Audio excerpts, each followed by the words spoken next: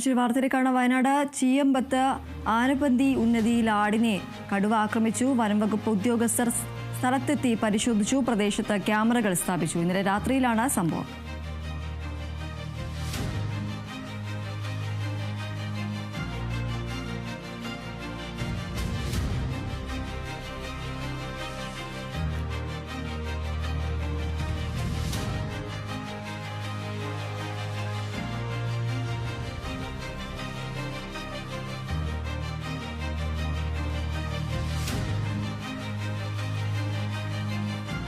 വയനാട് ചീയമ്പത്ത് ആനപ്പന്തി ഉന്നതിയിലാണ് ആടിനെ കടുവ ആക്രമിച്ചിരിക്കുന്നത്. വനംവകുപ്പ് ഉദ്യോഗസ്ഥർ സ്ഥലത്തെത്തി പരിശോധിച്ചു. പ്രദേശത്ത് ക്യാമറകളടക്കം സ്ഥാപിച്ചിട്ടുണ്ട്. ഇന്നലെ രാത്രിയിലാണ് ഈ ഒരു സംഭവം ഉണ്ടായിരിക്കുന്നത്.